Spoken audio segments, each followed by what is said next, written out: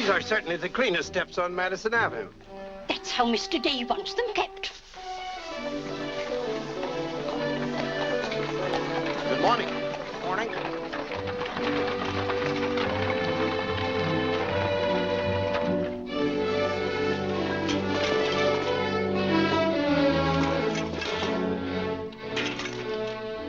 You're new here, aren't you? Just this morning. This is the way Mr. Day gets his milk. Get up.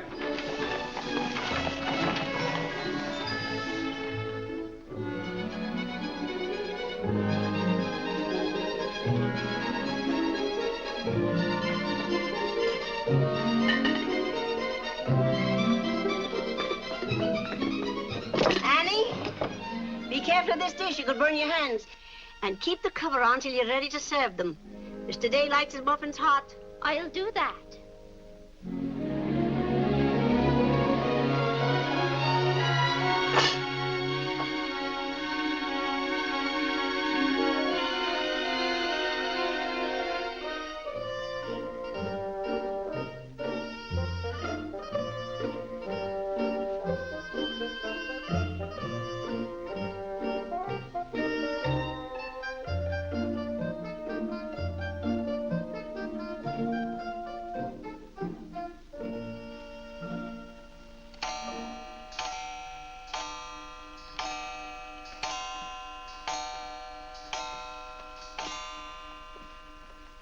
Annie, is the table set for breakfast? Yes, ma'am. Good morning, ma'am. Good morning, Annie. How are you getting along? All right, ma'am. I hope. Now, don't be nervous just because this is your first day. Everything's going to be all right. But I do hope nothing goes wrong. Oh, no, Annie. The cream and sugar go down at this end. Oh, I thought in the center, ma'am. Everyone could reach them easier. Mr. Day sits here. Oh, excuse me. I didn't know where to place the napkins, ma'am. You can tell by the rings. The boys have their initials. C for Clarence. He sits here. J for John. Here. W for Whitney. He sits over there, next to his father. Yes, ma'am. And the one with the little dog on it is Harlan's, of course. He's the baby. This narrow, plain one is mine. And this is Mr. Day's. It's just like mine, except that it got bent one morning. Oh, and that reminds me, Annie, always have Mr. Day's coffee piping hot. Yes, ma'am. And whenever Mr. Day speaks to you, just say yes, sir. Don't be nervous. You'll get used to him. Yes, ma'am. Oh, that beautiful rubber plant. I'm so glad it came. You mustn't water it every day. Too much moisture makes it very unhappy. Oh, good morning, Mother. I thought you were still upstairs. Good morning, Clarence. Father must be talking to himself. A redhead. Did you sleep well, Mother? Yes, thank you, dear. Golly, I'm hungry. Oh, and Annie, we always start with fruit in the morning, except the two younger boys who have their porridge and milk. Jiminy, another wreck on the New Haven. That always disturbs the stock market. Father won't like that. I do wish the New Haven would stop having wrecks if they knew how it upsets your father. My soul and body, Clarence, what's happened to your coat? Oh, it ripped open again. Margaret mended it for me, but it won't stay mended. Oh, dear. Well, I'll just have to speak to your father about a new suit of clothes. Clarence, why did you take my H2S so far out of our clothes closet? I've told you 100 times that closet's not to make experiments in. Two. Good morning, Mother. John, have you been making those chemical smells again? No, Mother. I'm making an electric battery. It'll ring a bell and everything. You know your father doesn't like electricity. But, Mother, everything's going to be electricity. Not in this house. Oh, God! What's the matter, Claire? What's wrong? Where's my necktie? Which necktie? The one I gave you yesterday. It isn't pressed yet. I forgot to give it to Margaret. I told you distinctly I wanted to wear that necktie today. You've got plenty of neckties. Put on another one right away and come down to breakfast. I don't know what this world's coming to. Mother, may I have my breakfast early? I'm going to play baseball. 3. Whitney, before you leave the house, you have to study your catechism. But, Mother, they're going to let me pitch today. Good morning. Who won? The Giants, 7-3. Buck Ewing hit a home run. Let me see. Boys, don't wrinkle the paper before your father sees it. Mother, could you ask me my catechism now? I think I know it. Well, let's see. What is your name? Whitney Benjamin. Who gave you Here your... I come. Come and help me down, Mother. There are steps to come down, Mom. Good morning, darling. Good morning, Mother. How's your finger? It itches. Good, that's a sign it's getting better. Come along. Oh. Let's see, what was I doing? Oh, yes, the catechism. Who gave you your name? My sponsors at baptism, wherein I was made a member of Christ, the child of God, and an inheritor of the kingdom of heaven. Mother, if I hadn't been baptized, wouldn't I have any name? Not in the sight of the church. What did your sponsors then for you? They did promise and vow 3 things in my name. First, that I should renounce the devil and all his works, the pomps and vanity of this wicked world, and all the sinful lusts of the flesh. And secondly, that I believe all the articles of the Christian faith. And thirdly, that I should keep God's holy will and commandments and walk in the same all the days of my... Good morning, boys. Good morning. Good morning, Morning, Father. Father. Morning, Vinny. Have a good night? Yes, thank you, Claire. Good. Sit down, boys. What's that thing doing in here? Claire, that's our new rubber plant. Place for rubber plants is on the equator. Take that object out, Catherine. You're not Catherine? No, sir. Good. Never liked Catherine anyway. Thank you, Clara. Put it somewhere else, Annie, but not too near a window. Sit down, Harlan. Thank you, dear.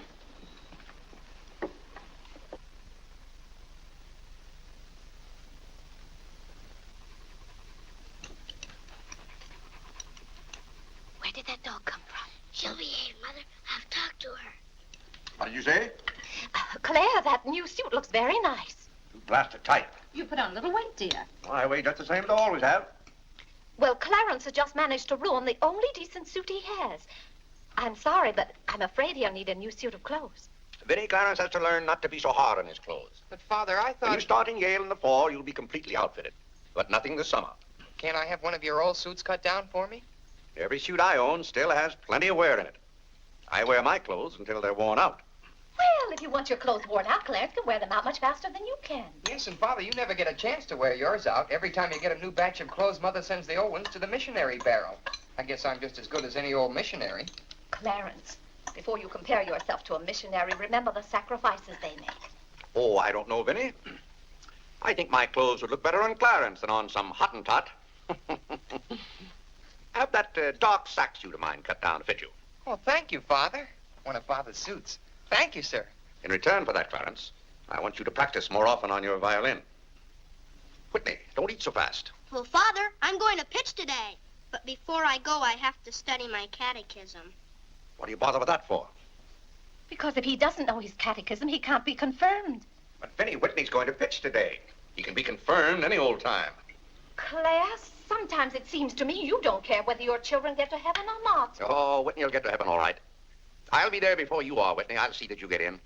And Whitney, when we get to heaven, we'll organize a baseball team of our own. Good. Be just like you to try and run things up there. Well, from all I've heard about heaven, it seems to be a pretty unbusinesslike place. They could probably use a good man like me. What makes you so sure they'll let you into heaven? Well, if they don't, I'll certainly raise a devil of a row. Claire, I do hope you'll behave when you get to heaven. Now, Vinny. Vinny, how many times have I asked you not to engage a maid who doesn't know how to serve properly? Claire, can't you see she's new and doing her best? How can I serve myself when she's holding that platter over my head? Hold it lower, Annie. Yes, ma'am. What became of the one we had yesterday? I don't know why you can't keep a maid. Oh, you don't. Why on earth can't you run your house the way I run my office? All I want is service. What the devil's that noise? It's Annie. Annie? Who's Annie? The maid. I'll take it, Annie. Claire, aren't you ashamed of yourself? What have I done now? You made her cry speaking to her the way you did. I never said a word to her. I was addressing myself to you. I do wish you'd be more careful. It's hard enough to keep a maid, and the uniforms just fit this one.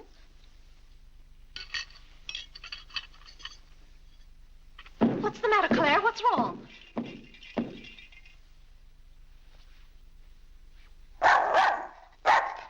What in the name of... Well, where did you come from? Who do you belong to? She's mine, Father. Her name is Princess. Looks more like a prince to me. What's wanted?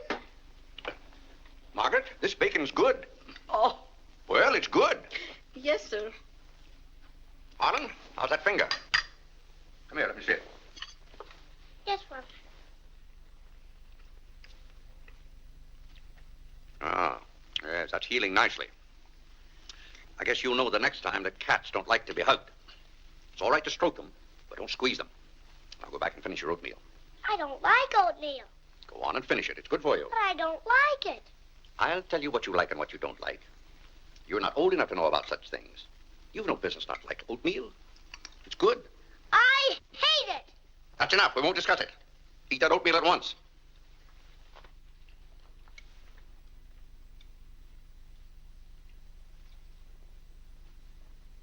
Ah.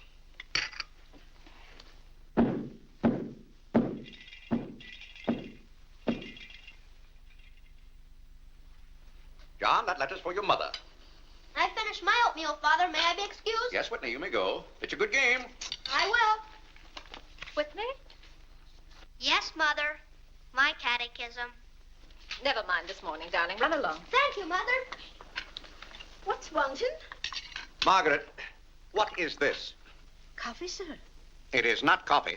You couldn't possibly take water and coffee beans and arrive at that. It's slops, that's what it is. Slops. Take it away.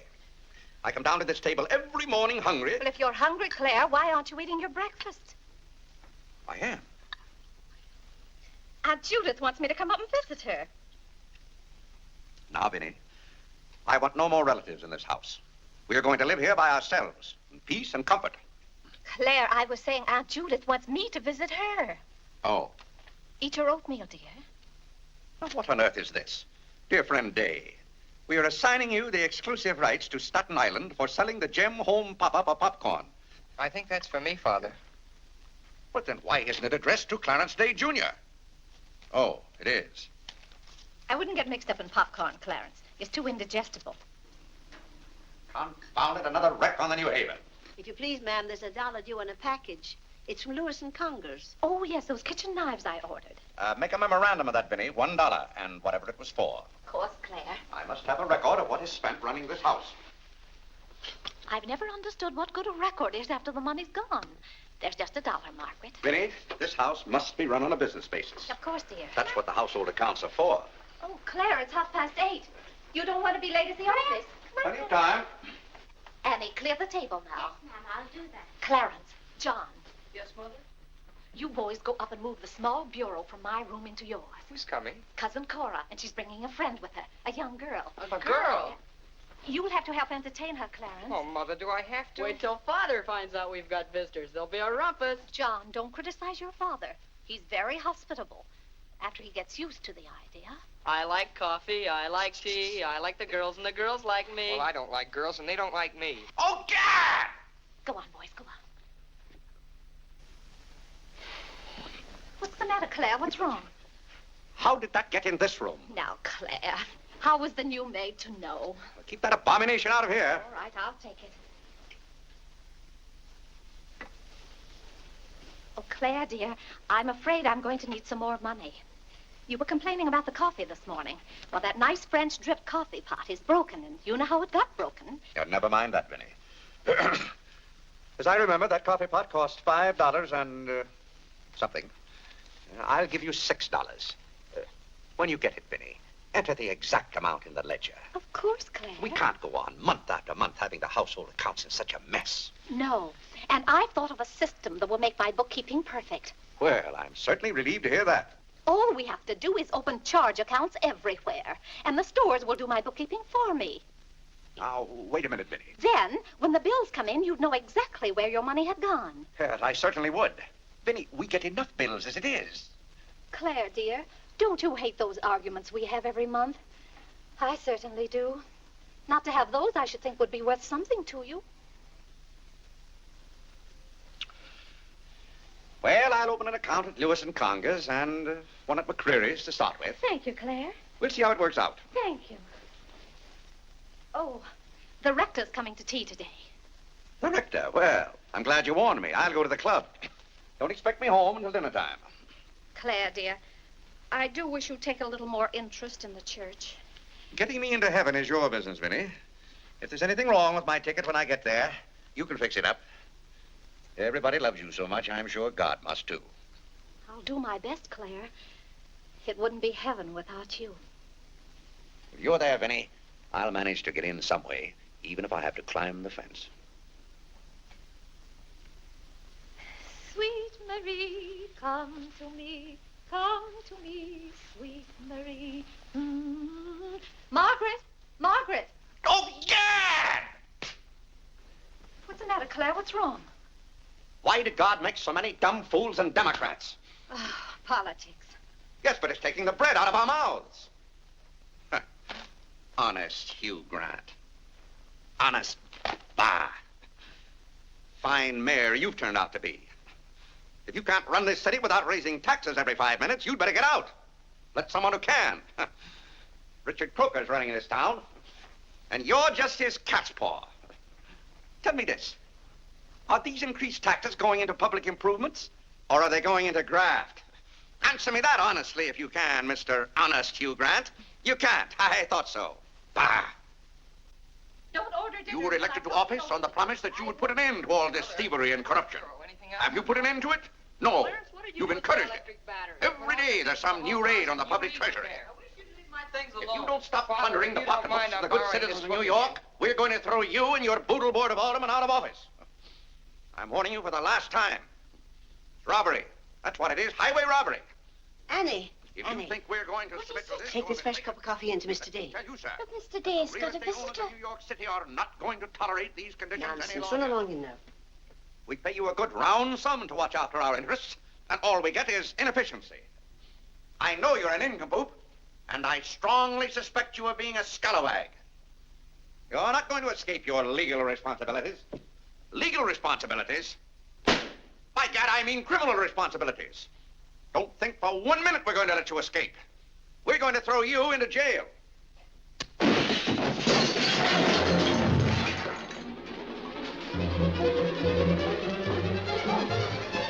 Annie, are you hurt? He can't throw me into jail. Vinny? Vinny, why can't I have quiet here in the morning? Claire, what happened? It sounded to me as though that maid dropped a whole tray of dishes. Yes, but what did you say to her? Say to her? I haven't seen her since breakfast. I better get to the office. Oh, yes, Claire, you don't want to be late. I'll be home in plenty of time for dinner. Why don't we have chicken fricassee tonight? Well, Claire, chicken's gone up. It's 8 cents a pound.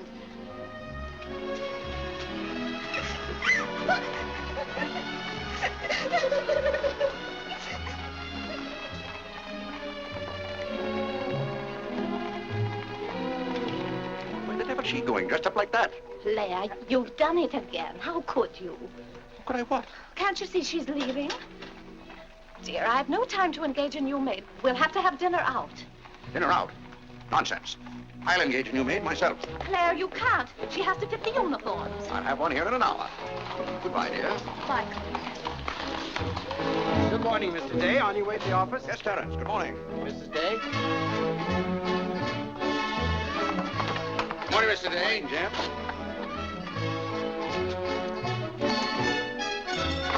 Get here. Get here.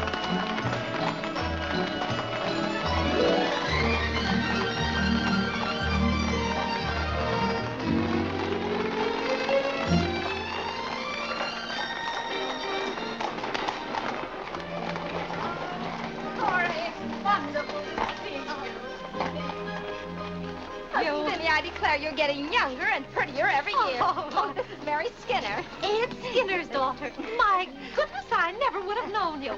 Just leave your things out here and come right on in. I heard my father talk so much about you, Mrs. Day. Did he tell you how he used to dip my pigtails in the inkwell at school? What's the news in Pleasantville, Cora? Oh, Vinny, I have so much to tell you. We wrote you that Aunt Carrie broke her hip. Yes. That was the night that Robert Ingersoll lectured. Of course, she couldn't get there, but it was a good thing for Mr. Ingersoll she didn't. How do you do, Cousin Cora? Oh, Clarence, my. No, Cora, this is John. John. Why, how you've grown. You'll be a man before your mother. John, this is Mary Skinner. How do you do? How do you do? Vinny, everybody in Pleasantville sends their love. Oh. Grandpa Ebbets, Cousin Edith, Aunt Hattie, the Taylors, oh, just everybody. Cora, how did. is Grandpa Ebbets? Oh, he hasn't been at all well. You know he only has one kidney, and that's floating. How do you do, Cousin Cora? I'm glad to see you. This can't be Clarence. Yes, it is. My. My goodness, every time I see you boys, you've grown another foot. Let's see, you're going to St. Paul's now, aren't you? St. Paul's? I was through with St. Paul's long ago. I'm starting in Yale this fall. Yale? Oh, Mary, this is Clarence, Mary Skinner. How do you do? Oh, this is Mary's first trip to New York. Yes, it is. It's her first trip. We'll have to show Mary around.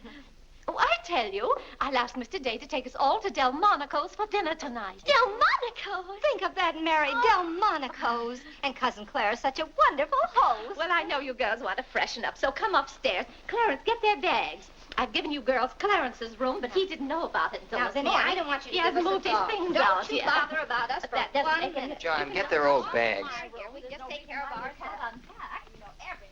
Oh, you play the violin. Well, I fool with it a little. You're just being modest. No, really, I play the piano. Not awfully well, but... Now, you're being modest. Do you ever play duets? Well, I haven't up to now. Neither have I. Up to now.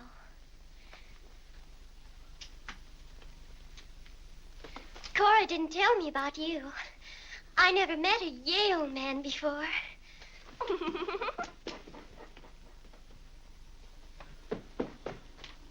What's happened to you? Nothing. I feel fine.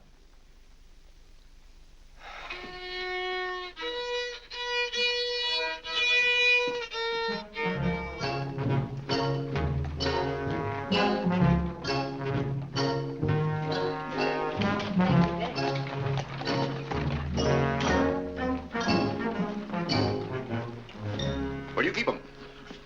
Do you wish a domestic servant? Where do you keep them? I will take your name and address. Confound it, I'm late at the office now. If you will give me the details as to what kind of person you require. I'm asking you where you keep them.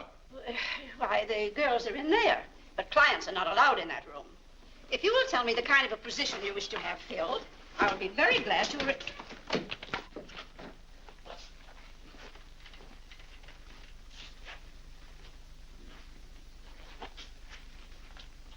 You stand up, please.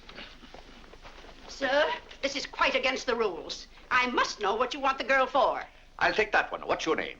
Hilda, sir. Hilda, you go right over to 420 Madison Avenue. I will, sir. That's all, thank you. Sir, before I can let any girl go from this establishment, I must know the character of the home in which she will be employed. Madam, I am the character of my home. My duty toward my neighbor is to love him as myself and to do unto all men as They should do unto me. they should do unto me. To... He really knows it. Well, he's done very well for so young a boy. May I go now? Yes, darling. Thank you, Dr. Lloyd. Not at all. Come on, Harlan. Wait for me. Ah, you and Mr. Day must be very proud of your children. I was hoping I'd find Mr. Day at home this afternoon. Well, he's usually home from the office by this time. Perhaps he's gone for a gallop in the park. It's such a fine day. He's very fond of horseback riding, I believe. Oh, yes. Tell me, has he ever been thrown from a horse? Oh, no horse would throw Mr. Day. I just thought he might have had some accident. I notice he never kneels in church. Oh, that's no accident. But I don't want you to think he doesn't pray. He does.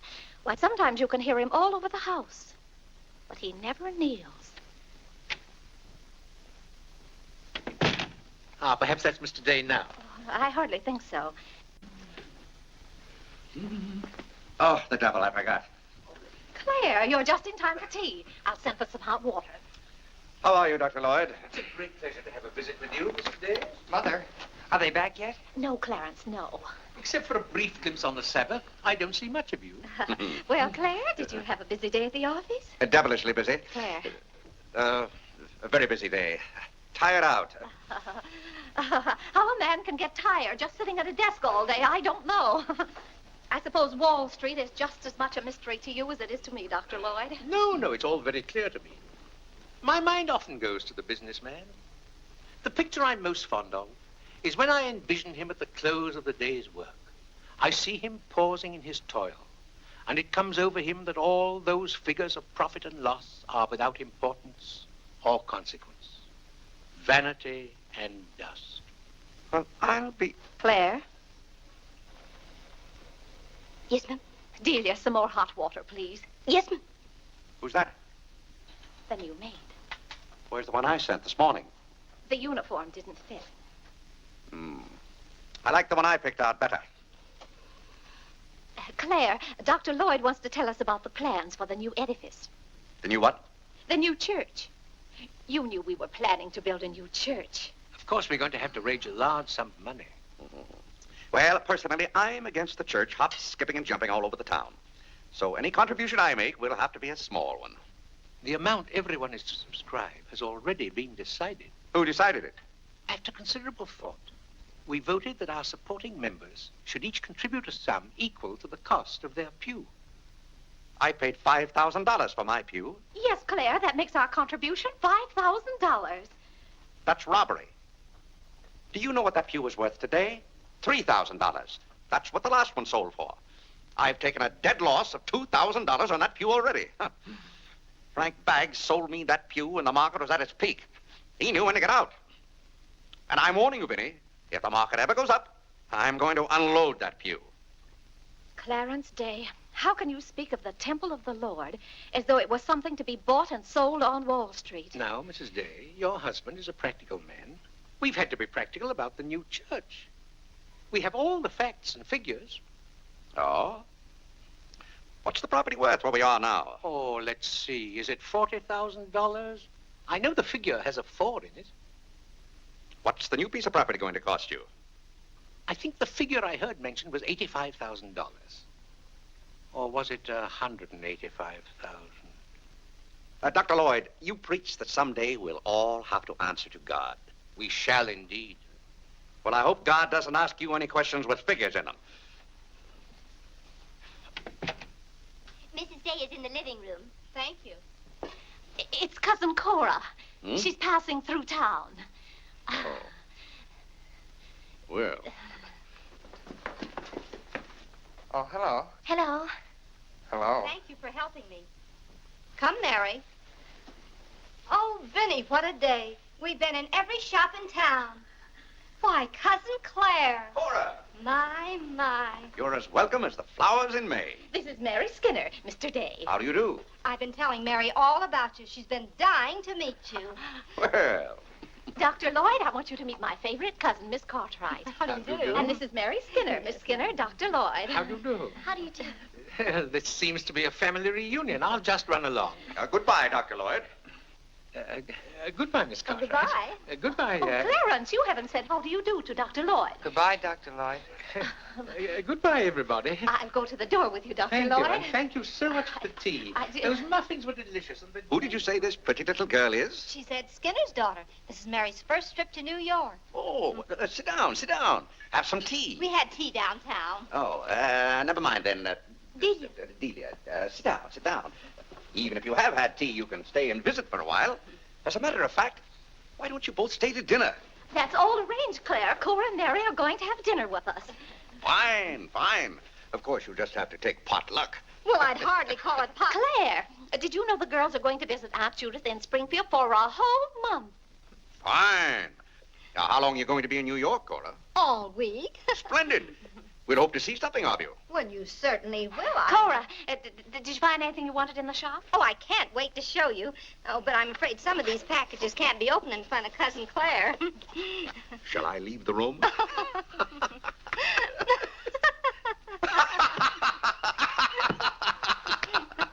Oh, Clarence, would you take the package in the hall up to our room, or should I say your room? Wasn't it nice of Clarence to give up his room to us for a whole week. Cora, come on, I just can't wait to see what's in those packages. Well, we'll be back soon. Vinny, I wish to speak to you before you go upstairs. I'll be down in just a minute, Claire. I wish to speak to you now. I'll be up in just a minute, Cora. It's all right, Vinny. Come along, Mary. Are those two women encamped in our house? Now, Claire. Answer me, Vinny. Now, Claire, you know... Answer me! Just a minute. Clarence. Now, Claire, you know you've always been fond of Cora. What has that to do with her planking herself down in my house and bringing hordes of strangers with her? How can you call that sweet little girl a horde of strangers? Why don't they go to a hotel? New York is full of hotels built for the express purpose of housing such nuisances. Claire, two girls alone in a hotel? Why, who knows what might happen to them? All right, then put them on the first train. They want to roam with the gypsies? Lend them a hand. Keep them roaming. But, Claire, they're just staying in that little room of Clarence's. The trouble is they don't stay there. They stay in the bathroom. Every time I want to take my bath, it's full of giggling females, washing their hair. I tell you, I won't have it. Send them to a hotel. I'll pay the bill gladly, but get them out of here. Father, I'm afraid they can hear you upstairs. Then keep those doors closed. Clarence, you open those doors. Open them all the way. Now, Claire, you be quiet and behave yourself. They're here, and they're going to stay here. That's enough, Vinny. I want no more of this argument.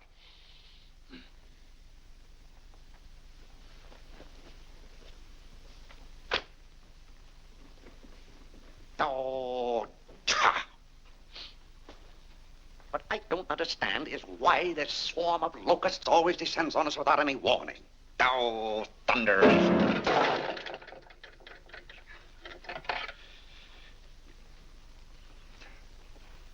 Vinny. Dear Vinny.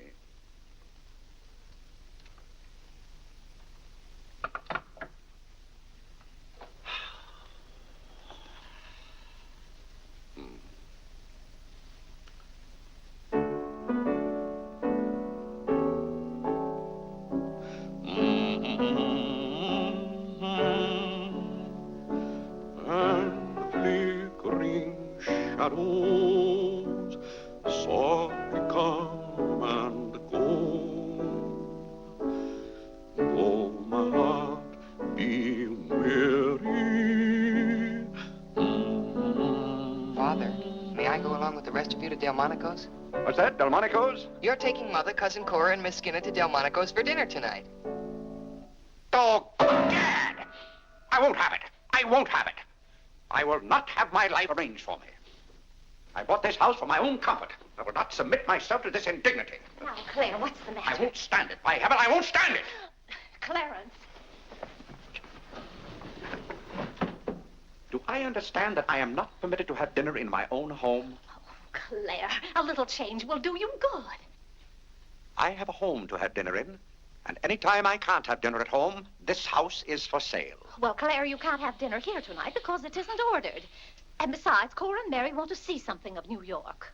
Well, that's no affair of mine. I am not a guide to Chinatown and the Bowery. Oh, Mr. Day, I just love your house.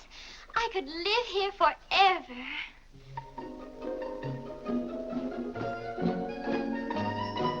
Cora's waiting for you, Mrs. Day. Oh, yes, I'll run right up.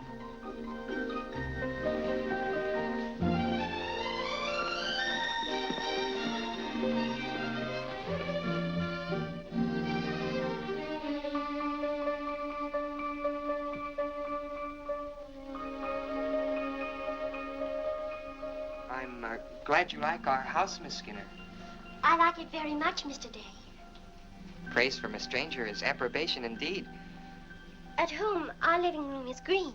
I like green. I like green, too.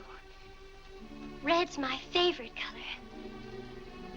It's an interesting thing about colors. Red's a nice color in a house, too, but outside, too much red would be bad. I mean, for instance, if all the trees and the grass were red. Outside, green's the best color. That's right. I never thought of it that way. But when you do think of it, it's quite a thought. I bet you make your mark at Yale. Oh. My mother wants me to go to college. Do you believe in girls going to college? I guess it's all right if they want to waste that much time. Before they get married, I mean. I'm glad you're fond of music, Mr. Day. Oh, hello. Look, a new youth companion. John enjoys the youth's companion. John. Won't you sit down? Oh, thank you. It tells all about connecting batteries in series. John, Miss Skinner and I were talking. Oh, that's all right. You won't bother me. Jiminy, there's where I made my mistake. I didn't mix enough blue vitriol with it.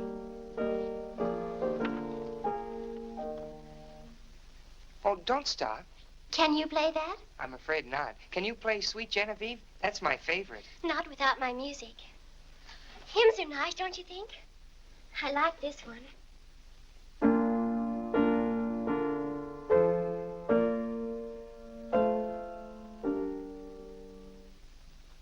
That's funny. The words are the same, but it's the wrong tune. Oh, it can't be the wrong tune. We sing it exactly that way in church. We don't sing it that way in the Methodist church. You see, we're Methodists. Oh, that's too bad. Oh, I don't mean it's too bad that you're a Methodist. Anybody's got a right to be anything they want, but what I mean is, we're Episcopalians. Yes, I know. Anyway, the words are the same. Shall we begin?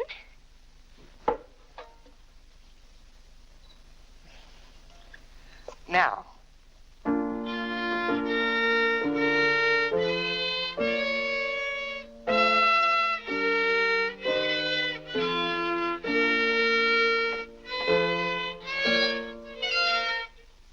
Oh, dear.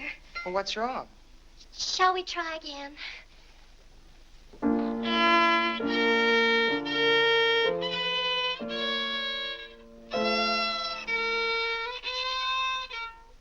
It must be my fault. Oh, no, it's my fault. No, you're the Episcopalian.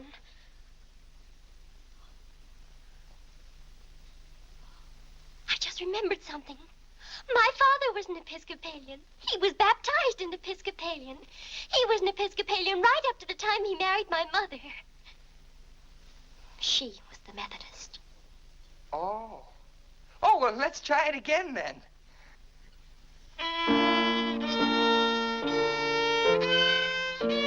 Well, Clarence, if you're going to Delmonico's with us, you'd better get dressed. Am I going to? Jiminy! Thank you, Father. Be ready in just a minute, Mother. Minnie, that young lady looks about the same age you were when I came out to Pleasantville to rescue you. Rescue me? Mm. You came out there to talk me into marrying you. It worked out just the same. Ah.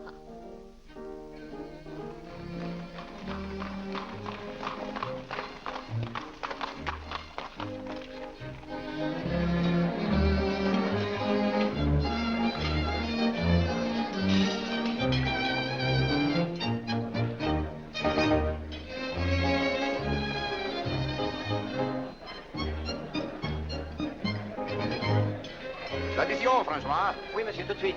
Louis, l'addition pour monsieur Day. Oui, monsieur. Alors, vite, vite, tout de suite. Alors, vite, vite, tout de suite. Cette sauce diable était délicieuse. Merci, monsieur. Je suis content que monsieur soit satisfait. Merci, monsieur. Bon. France. Oui. No cooking like the French. Claire, it was so nice of you to invite Cora and Mary here their first night. It's been a pleasure. Mr. Day, have you always been an Episcopalian? I've always gone to the Episcopal Church, yes. But you weren't baptized a Methodist or anything, were you? You were baptized an Episcopalian? Come to think of it, I don't believe I was ever baptized at all. Claire, that's not very funny, joking about a subject like that. I'm not joking. I remember now, I never was baptized. Claire, that's ridiculous. Everybody's baptized. What? I'm not. No one would keep a little baby from being baptized. You know father or mother, free thinkers, both of them. They felt their children should decide those things for themselves. But Claire... I remember when I was 10 or 12 years old, Mother said I ought to give some thought to it, but I never got around to having it done to me. Claire, do you know what you're saying? Yes, I'm saying I've never been baptized. Then something's got to be done about it right away. Now, Fiddy, don't get excited over nothing. Why haven't you ever told me? Well, what difference does it make? I've never heard of anyone who wasn't baptized. Even the savages in darkest Africa. Well, it's all right for savages and children. But if an oversight was made in my case, it's too late to correct it now.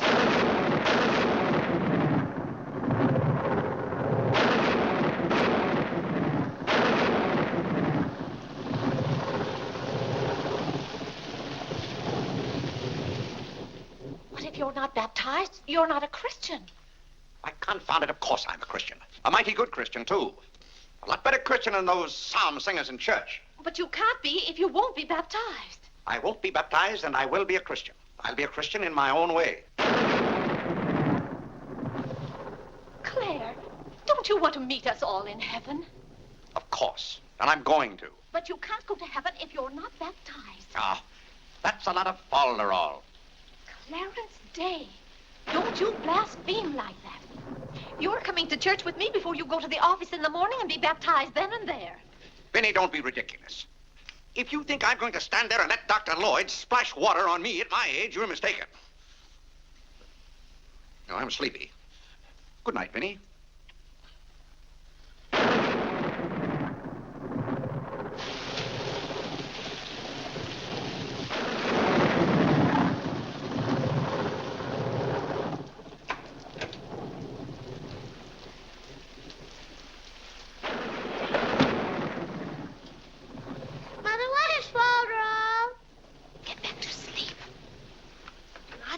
Yes, Whitney. If Father hasn't been baptized, he hasn't any name.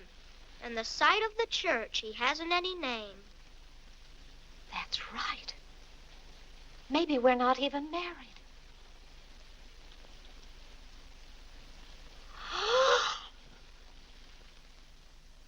We, thine unworthy servants, do give thee most humble and hearty thanks for all thy goodness and loving kindness to us and to all men. We bless thee for our creation, preservation, and all the blessings of this life. But above all, for thine inestimable love in the redemption of the world by our Lord Jesus Christ. For the means of grace, for the hope of glory.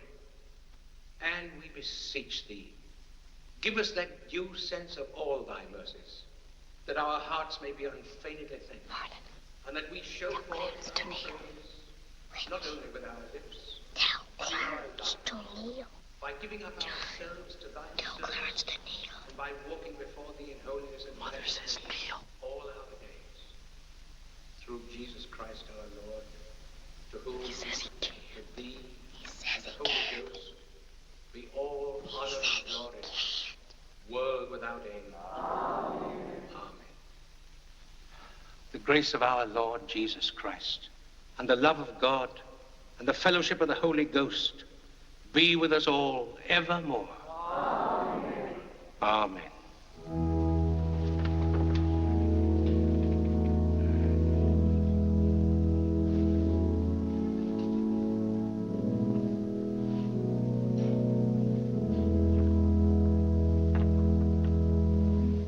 And so, my friends, what comfort and security it gives us when we have reached the age of understanding to know that the rite of baptism has not been neglected in our infancy or youth.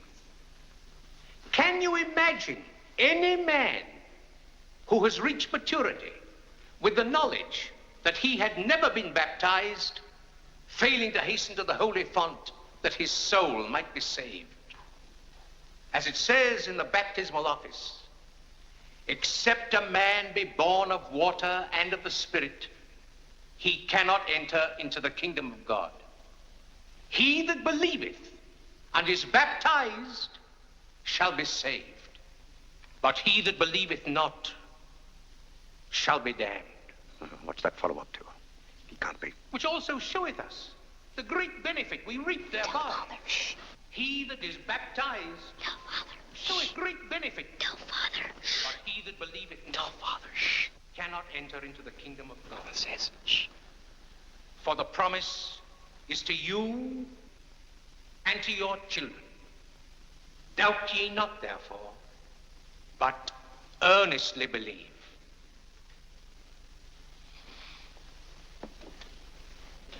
In the name of the Father, and of the Son, and of the Holy Ghost. Amen.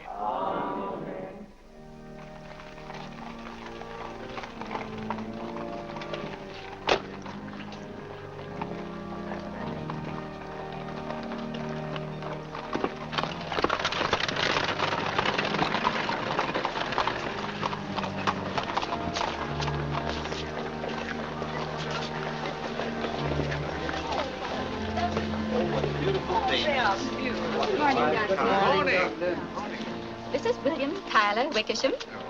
And this is Wilhelmina Eugenia Wickersham. What a lovely day for them to be baptized. The happiest day of my life. Sure it is. Lovely. Thank you, Mrs. Dunne.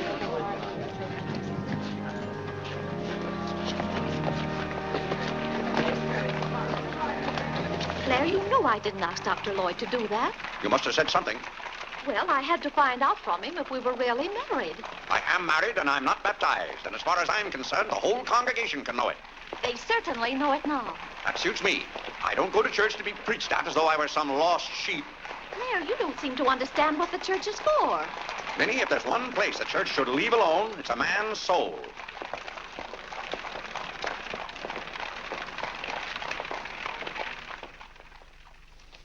Well, he's going to be baptized, Cora. You mark my word. I just couldn't go to heaven without Claire. Why, I get lonesome for him even when I go to Ohio. It's awfully hard on a woman to love a man like Claire so much. Oh, men are so aggravating. They take everything for granted. They certainly do. You know, I don't believe Claire's come right out and told me he loves me since we've been married. Of course, I know he does because I keep reminding him of it. You have to keep reminding them, Cora. Minnie, the table isn't set for dinner yet. I'll be back in a minute, Cora. We're having it after Cora and Mary go to the train. Their cab's coming at 1 o'clock. Cab? The horse cars go right past the door. But, Claire, they have those heavy bags. Cabs are a waste of money. Well, if dinner's going to be delayed, I'll work on this month's bills. Where are they? Now, Claire, it isn't fair to go over the household accounts when you're hungry. Vinny, where are those bills? They're in the library on your desk. Oh. I didn't know dinner was going to be late. No one ever tells me anything in this house. Back home, I ride all the time. I love horses. The horse is my favorite animal. Well, goodness, where have you two been? Clarence wanted to show me his grandfather's house. You'll have to hurry and finish your packing. It won't take me long. Can I help you pack? Clarence! Clarence? Why did you kneel in church today? I just couldn't. If it's because your father doesn't kneel, you must remember he wasn't brought up to kneel in church. But you were. Has it anything to do with Mary? I know she's a Methodist. Oh, no, Mother. Methodists kneel. Mary told me. They don't get up and down so much, but they stay down longer. Clarence, you want to kneel, don't you? Oh, yes, I wanted to kneel today. I tried. You saw me try, but I just couldn't. Is that suit of your father's too tight for you? No, it's not too tight. Well, what is it? Mother, very peculiar things have happened to me since I started to wear this suit. I can't seem to make these clothes do anything Father wouldn't do. Oh, that's nonsense, Clarence. And not to kneel in church is a sacrilege. Making Father's trousers kneel seemed more of a sacrilege. Clarence! Do you know what happened at Dora Wakefield's party for Mary last night? We were playing musical chairs, and some girl sat down suddenly right on my lap. Well, I jumped up so fast she almost got hurt. She was sitting on Father's trousers. Well, Mother, I've got to have a suit of my own. My soul and body. Well, you'll just have to talk to your father about it. I'm sure if you approach him the right way, you know, tactfully, he'll see. Oh, excuse me. Gracious. It didn't take you very long. Well, I'll see about your box lunch for the train. Remember, it's Sunday.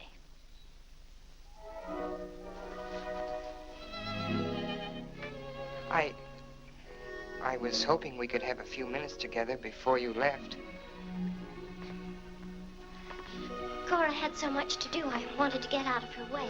Well, didn't you want to see me? I did want to tell you how much I've enjoyed our friendship.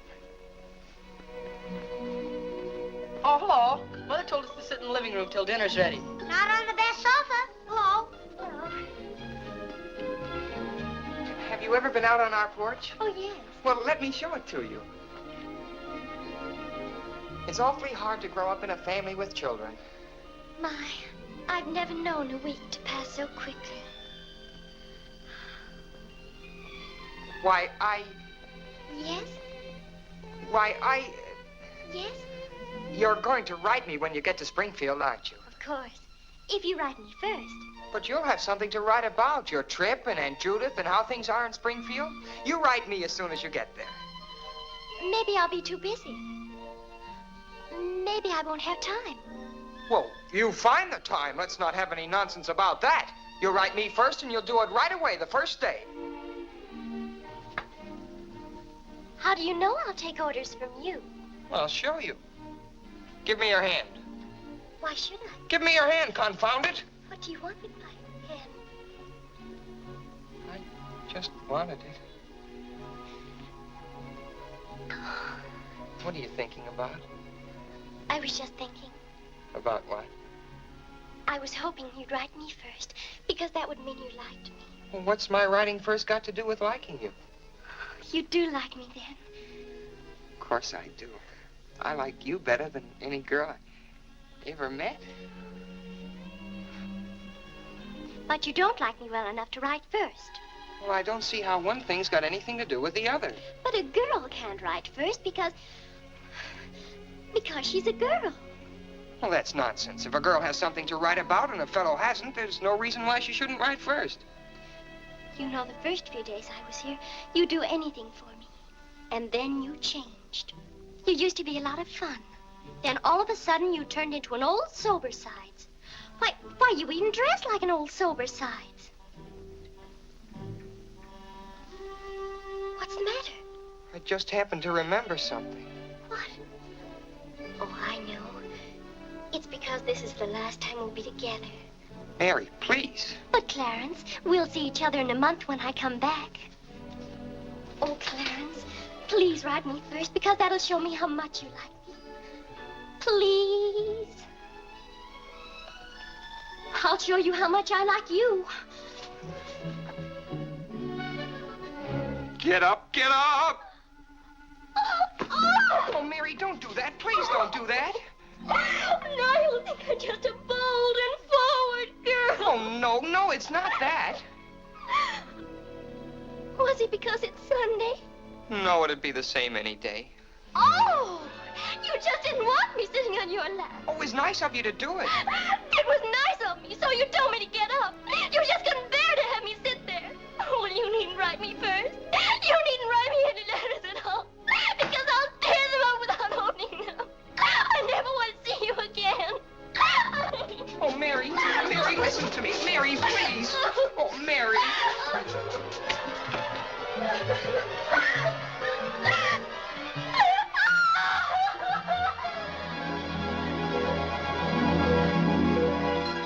Clarence! Yes, Father? That young lady's crying. She's in tears. What's the meaning of this? I'm sorry, Father. It's all my fault. Nonsense. What's that girl trying to do to you? Oh, no, she wasn't. It was...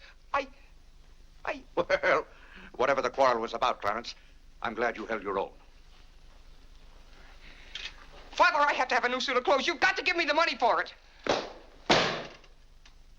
Young man, do you realize that you're addressing your father? I'm sorry, Father. I apologize. But you don't know how important this is to me.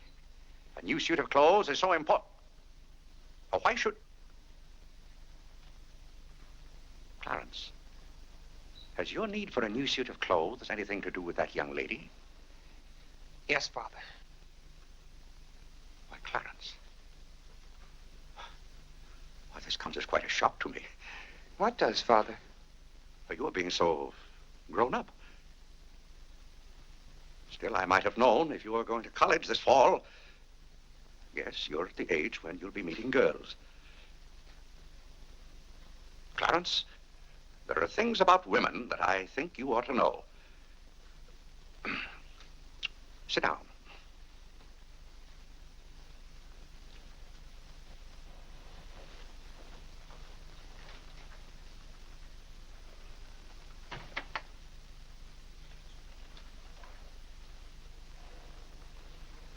Yes, I think it's better for you to hear this from me than to have to learn it for yourself.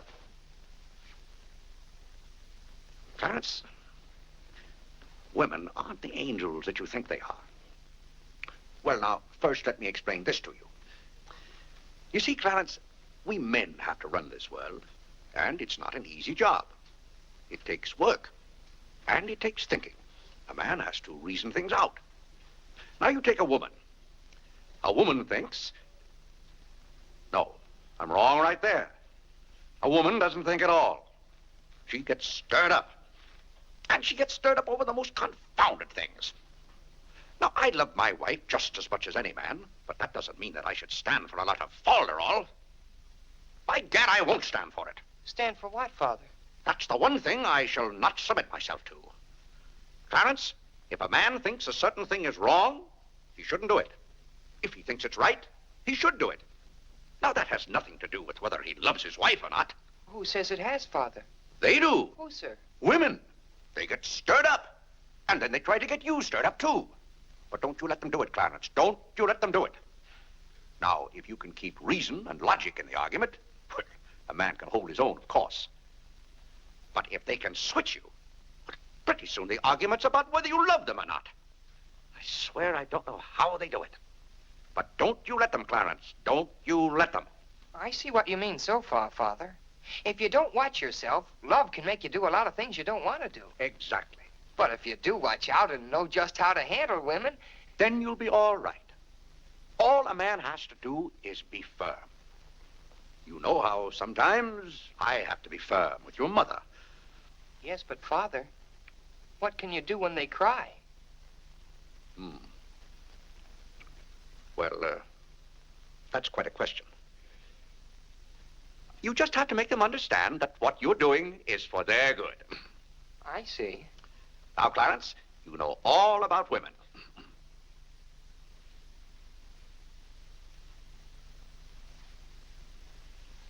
But, Father...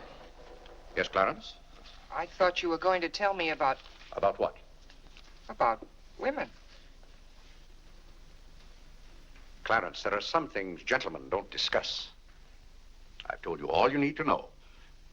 The thing for you to remember is be firm.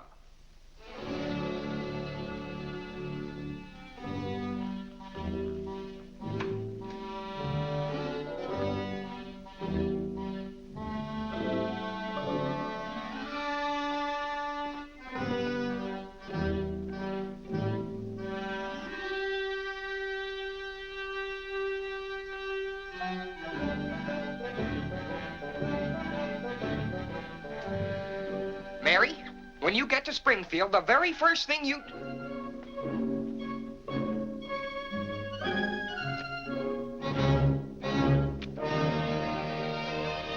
Oh, God! What's the matter, Claire? What's wrong? Sit down, Vinny. Oh, Claire, Cora and Mary are leaving any moment Sit down. now. Vinny, you know I like to live well, and I want my family to live well. But this house must be run on a business basis. I must know how much money I'm spending and what for. For instance, if you recall, a week ago, I gave you $6 to buy a new coffee pot. Yes, because you broke the old one. You threw it right on the floor. I'm not talking about that.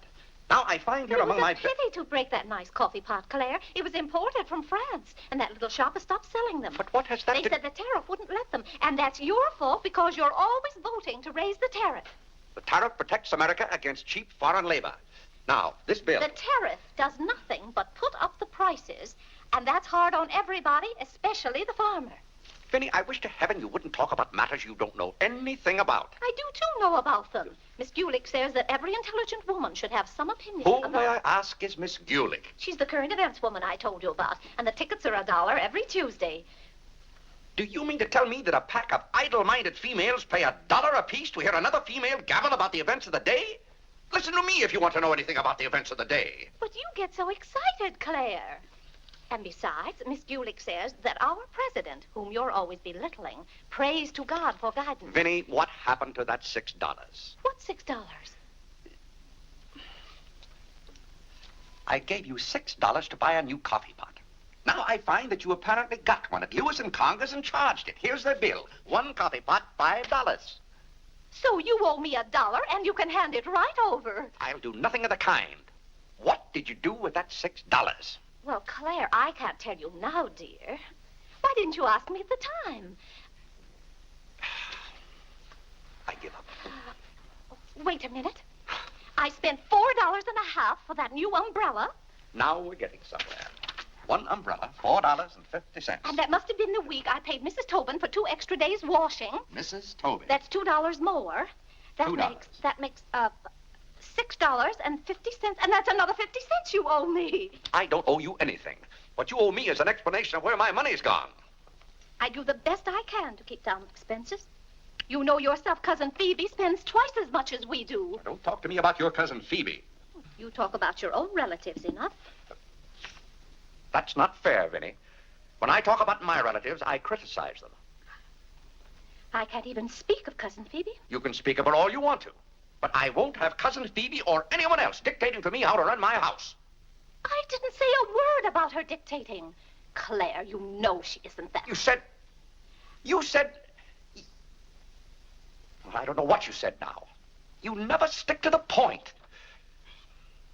Now, we're going over this account book, item by item. I find here a bill for $38. I don't know what you expect of me. I tire myself out chasing up and down those stairs all day long, trying to look after your comfort, to bring up our children. I do the mending and the marketing.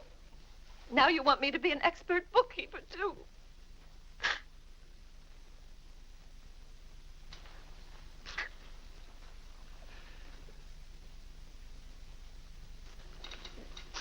Vinny, I want to be reasonable, but can't you understand? I'm doing all this for your own good. Oh. Well, I suppose I'll have to go ahead just paying the bills and hoping I've got enough money in the bank to meet them. But it's all very discouraging. I'll try to do better, Claire. Well, that's all I'm asking. Well, I'll make out the checks and sign them. But maybe I haven't any right to sign those checks since in the sight of the Lord I haven't any name. That's right. Claire, to make those checks good, you'll have to be baptized right away. Vinny, the bank doesn't care whether I've been baptized or not. Well, I care. And no matter what Dr. Lloyd said, I'm not sure we're really married. Vinny, we have 4 children. If we're not married now, we never will be. Claire, Dr. Lloyd said this morning. Well, that's all, Vinny. Hadn't you better go tell Whitney to watch for the cab? Not before you give me that $1.50. What $1.50? The $1.50 you owe me. I don't owe you any $1.50. I gave you money to buy a coffee pot for me, and somehow it turned into an umbrella for you. Why, Clarence Day, what kind of man are you? Quibbling about $1.50 when your immortal soul is in danger. And what's more, All right.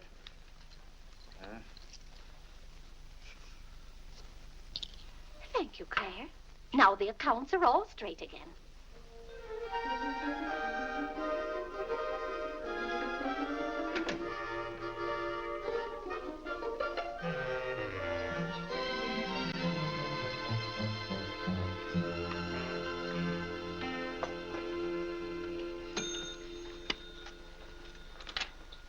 What were you doing down there? I'm setting up this new burglar alarm. I invented it myself. Have you got any money you can lend me? No, you owe me 30 cents now. Well, I'll give you my stamp collection and my piece of John Wilkes Booth's finger. How much? Enough to get a new suit of clothes? If you can wait a month till I hear from the patent office in Washington, I may be rich. Well, I can't wait that long. Maybe I could get it sooner. I'm going to look into something else tomorrow. Wanted, an energetic young man to sell household necessity. Liberal commission. Apply 312. What? John, let me have this job. Why should I give you my job? They're hard to get. But I've got to get a new suit of clothes. Maybe I could get the job for both of us. I'll ask the man.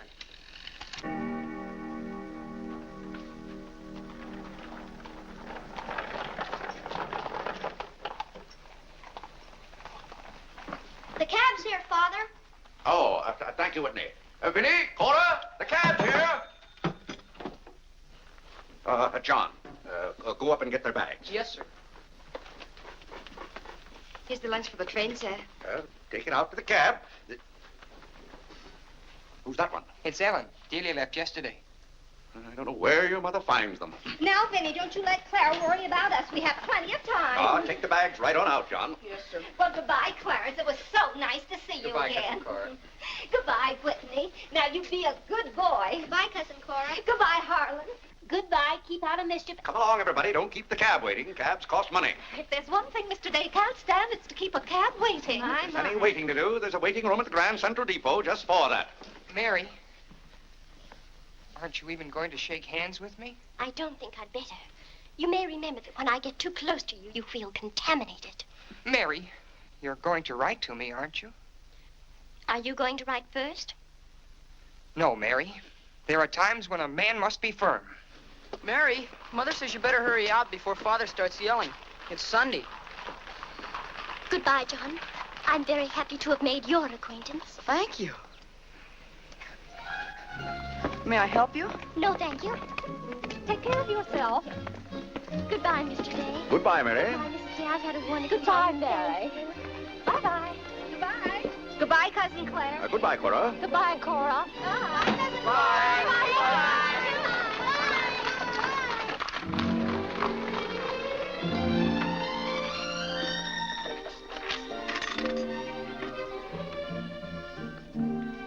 Dear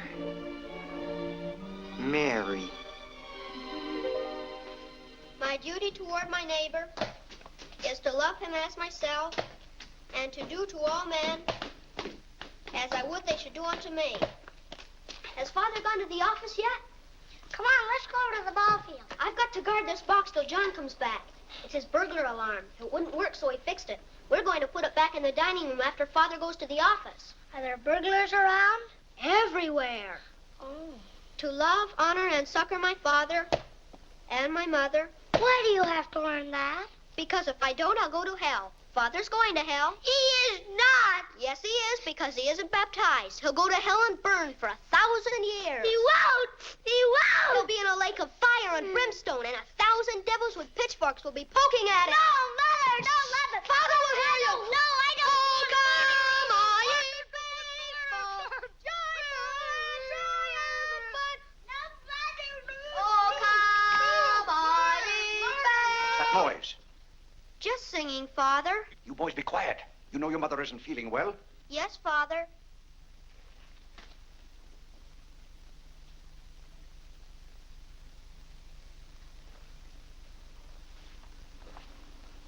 What did your mother say? She says she doesn't want any breakfast. Now, why does your mother do that to me? She knows it just upsets my day when she doesn't come down to breakfast. A special delivery, sir. Thank you. Thank you. Where's John this morning? Well, John had his breakfast early, Father, and went out to see about something. See about what? Well, John and I thought we'd work this summer and earn some money. Good. Work never hurt anyone. It's good for them. But if you're going to work, work hard. King Solomon had the right idea about work. Whatever thy hand findeth to do, Solomon said, do thy doggonedest. Well, I don't understand this at all. Here's a letter from some woman I never even heard of. Oh, Father. Oh, Gad! What is it, Father? This woman claims that she sat on my lap and that I didn't like it. Huh. What's that word? No, that one down there. It looks like curiosity. Oh. I only opened your letter as a matter of curiosity. Yes, go on. Why, this gets worse and worse. It just turns into a lot of sentimental, lovey-dovey mush. Tcha! This is someone's idea of a practical joke. What's the matter, Claire? What's wrong? Nothing wrong. Just a fool letter. How are you feeling, Vinny? I thought you needed me. If you don't, I'll go back to bed. Oh, no. Come sit down and get some food in you. Do you good. Build up your strength. Yeah, here, sit down. Here, what's this one's name? Nora. Nora, get Mrs. Day some bacon and eggs. No, Nora. Bring me a cup of tea up to my room. Yes, ma'am. Oh, Vinny, it's just weak to give in to an ailment. I notice when you have a headache, you yell and groan and swear enough. Well, that's to prove to the headache that I'm stronger than it is. I think I've caught some kind of germ. Some of my friends have had to send for the doctor. The doctor? Oh, poppycock. But Claire, dear, when people are ill, you have to do something. Certainly I have to do something. Cheer them up. That's the way to cure them. How would you go about cheering them up? I? Oh, I'd tell them, bah.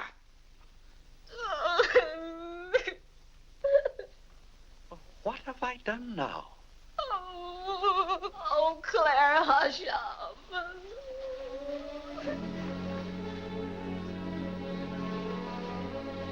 Hey, I didn't mean to upset you.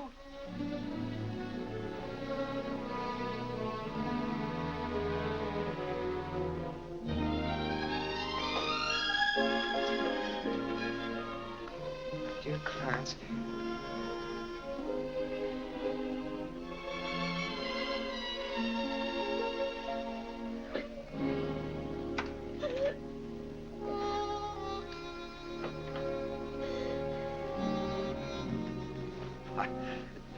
I was just trying to help you. You know, when you take your bed, I have a confounded lonely time around here. So when I see you getting it into your head that you're not feeling well, I want to do something about it. But just because some of your friends have given into this, no reason why you should imagine you're ill. Claire, stop. Get out of this house and go to your office.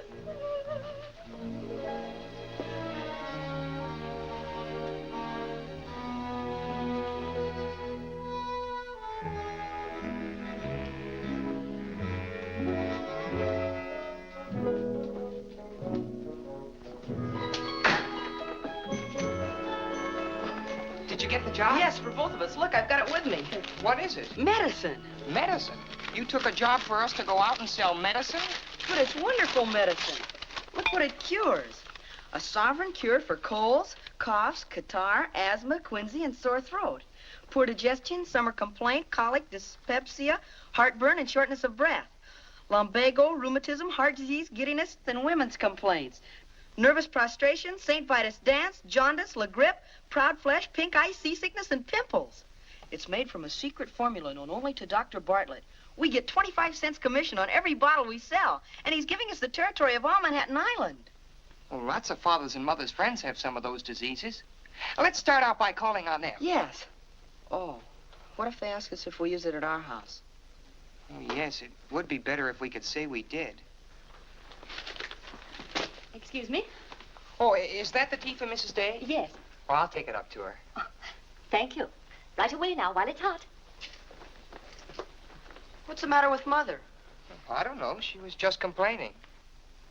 Say, it says here it's good for women's complaints. Here.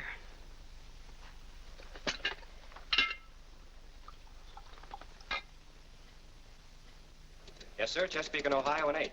New York Central, 3/4. I'd like to see Mr. Day about those Morris and Essex bonds. Today's very busy this morning. You'll have to wait.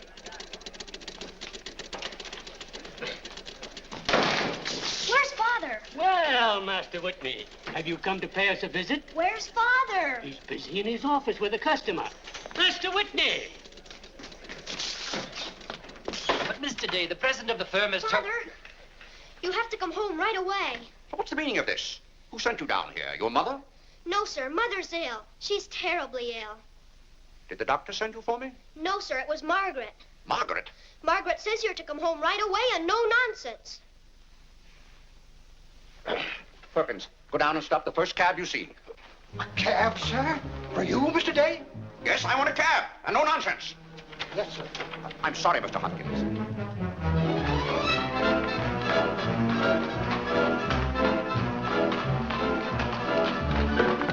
Confound you, can't you go any faster? All right. Get up. Get up there, do you hear me? Get up!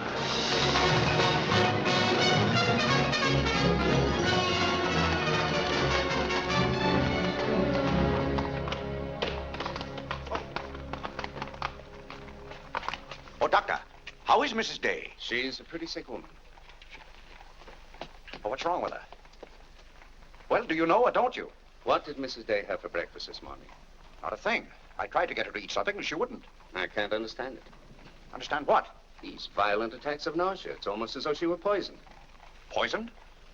Let me take your cab. I'll try not to be gone more than 10 or 15 minutes. And, Mr. Day, you're not to go into a room. You'd better get her well. Right away, or you'll hear from me. Turn west on 47th Street. Yes, yes.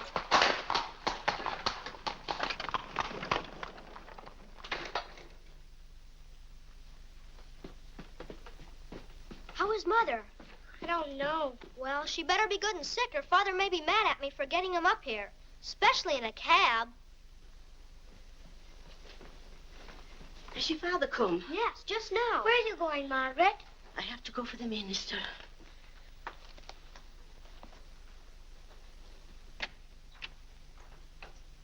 I guess the minister's coming to baptize Father, so I won't have to go to hell. You can't be baptized in a house. You've got to have water. We have lots of water. Not the right kind.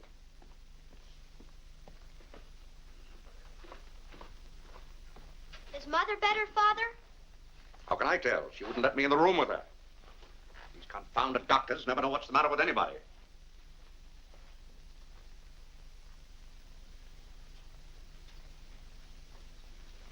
Father, Yes? Mother's going to get well, isn't she?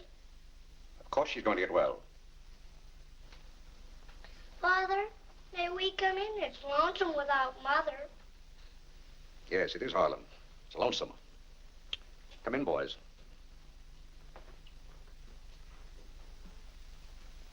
What have you been doing, Harlan? Nothing. They won't let me upstairs. What about you, Whitney? I was supposed to learn the rest of my catechism. Will you hear me, Father? Yes, Whitney, I'll hear you. Start here. How many parts are there in a sacrament? 2, the outward visible sign and the inward spiritual grace. What is the outward visible sign or form in baptism? Water, wherein the person is baptized in the name of... You haven't been baptized, have you, Father? Whitney, what is the outward visible sign? Water, wherein the person... You don't know it well enough, Whitney. You'd better go and study it some more. Do you want me to read to you, Harlan? Father, are they going to put you into hell? Whitney, take Harlan with you.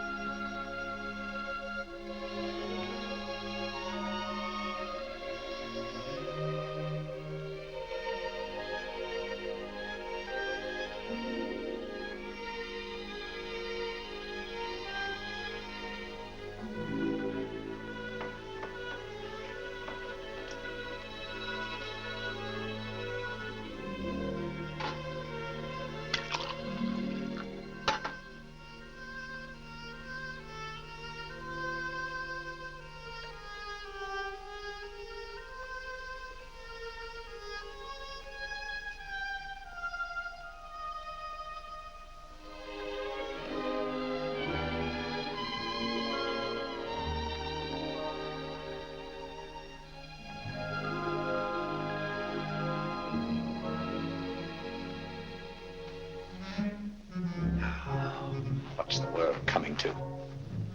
Everybody's sending for doctors. Doctors don't do you any good. Only make you feel worse.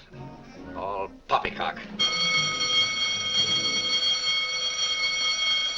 Who's ringing that bell? Stop that noise! Stop it, I say! What idiot's ringing that bell? Mr. Day. We must all be quiet. Mrs. Day is very ill. I know she's ill. Go up and see if she needs anything. And what are you doing out of the house? Send for the minister. The minister? He'll be right in. He's paying off the cab.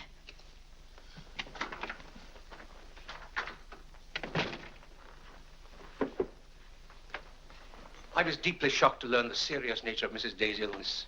Will you take me up to her? She's resting now. She can't be disturbed. The doctor will be back in a minute. Mrs. Day has been a tower of strength in the parish. Everyone liked her so much. Yes, she was a fine woman. I wish to heaven you wouldn't talk about Mrs. Day as if she were dead.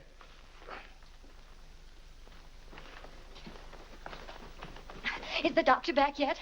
No. Does she need him? Well, she's kind of restless. She's talking in her sleep and twisting and turning.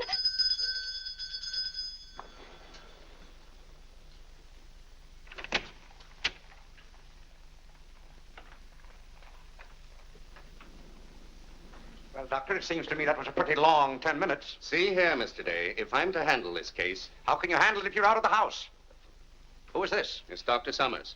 How do you do? I felt that Mrs. Day's condition warranted my getting Dr. Summers here as soon as possible for consultation. I hope that meets with your approval. Why, yes, of course. Anything that can be done. Upstairs, Doctor. Pardon me.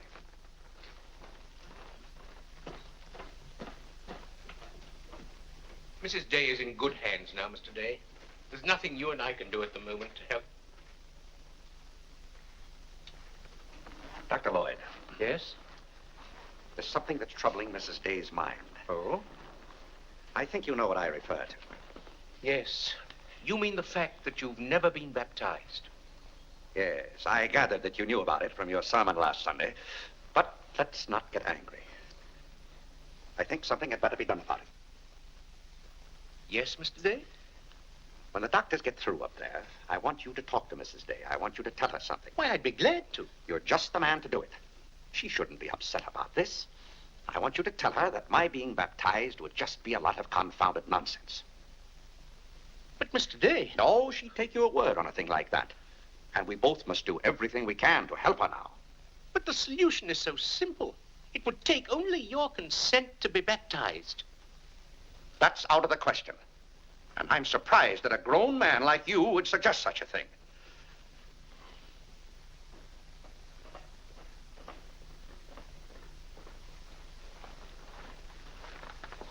Well, Doctor, how is she? What have you decided? Is there a room we could use for our consultation? Well, yes, my library. Doctor. Dr. Summers, this isn't serious, is it? After we've had our consultation, we'll talk to you, Mr. Day. But surely you Rest assured, Dr. Summers will do everything that is humanly possible. We'll try not to be long.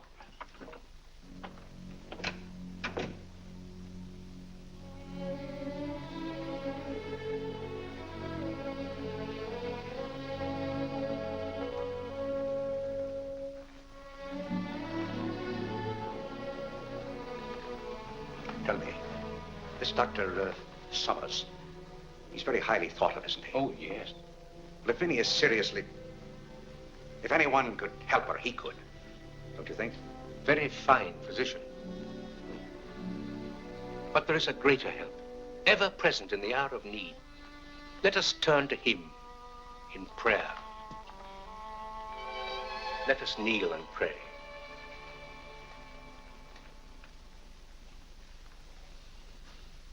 Let us kneel and pray.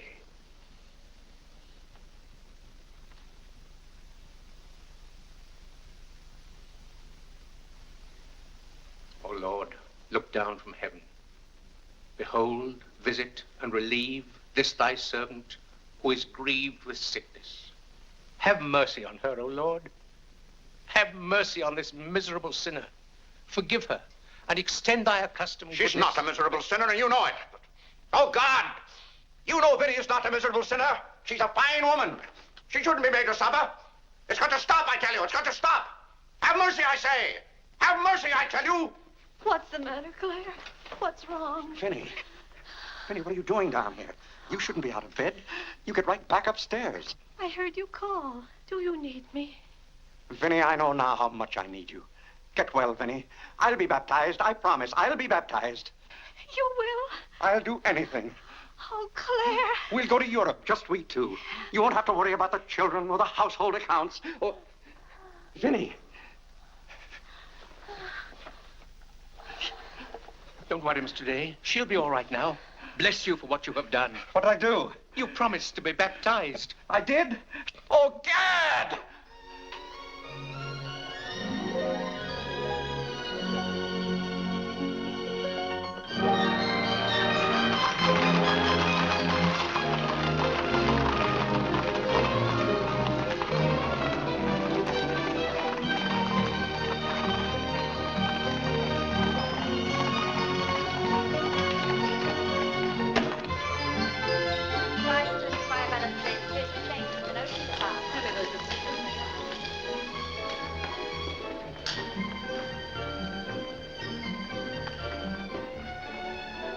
Isn't it drafty here, Mother?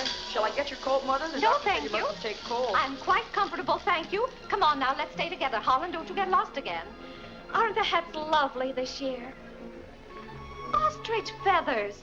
You wouldn't wear that hat, would you, Mother? I think that's very pretty. I think they're all pretty.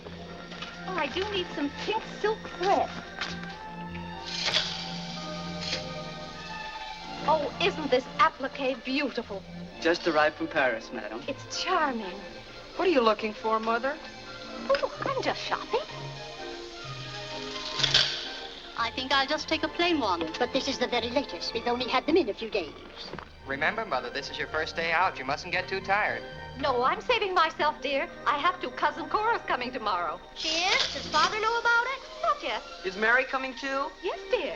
Harlan, don't touch things. I'll bet you knew it. No, Look, honest, Mother, I just didn't. like Father's. Not tomorrow. Yes, it is, isn't Aren't it? the sleeves a little long? Exactly Fits well like across the yours. shoulders. Come on now, Harlan. Now take about my the hand. sleeve. Don't get lost again. Do we have any more of this material? Yes, we do. Dora Thank doesn't you. like you to touch things. This one is genuine imitation Dresden. The original design by Duryea. John, isn't this the darlingest thing? It's exactly what I've always wanted. How much is this lovely pug dog? $15, ma'am. $15? Gee whiz, Mother. We could buy a real-life bloodhound for $5. Oh, isn't he perfectly adorable? Oh, I shouldn't. I know I shouldn't. Mrs. Day. Oh, Mrs. Whitehead. How nice to see you. Are you quite recovered? Almost. This is my first day out. We've missed you at the church. You remember Mr. Morley? How do you do, Mrs. How do you Day? do? Mr. Morley preached the Sunday Dr. Lloyd was ill. Oh, yes. I can't tell you how much I enjoyed your sermon. Even my husband enjoyed your sermon. We've just come from the board meeting of the Foreign Missions. I'm taking Mr. Morley home to lunch. I had to drop in here to pick up a purchase. I won't be a minute. Is your parish in the city? Yes, it's on the outskirts. My church is in Audubon Park. Oh, way up there. Oh, are you acquainted in Audubon Park? No, I don't believe we know a soul there. Mr. Morley, would this be possible? My husband, Mr. Day. If we lower the collar, it'll be a very fine fit. You won't find a better suit of clothes in the city for $15. Oh, it's not the price. It's the money. Thank you for holding it for me. Welcome.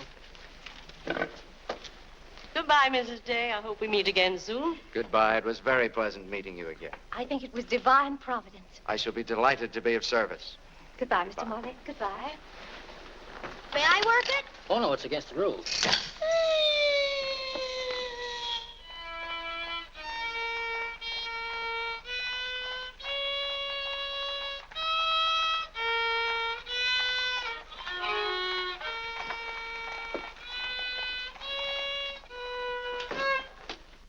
Hello.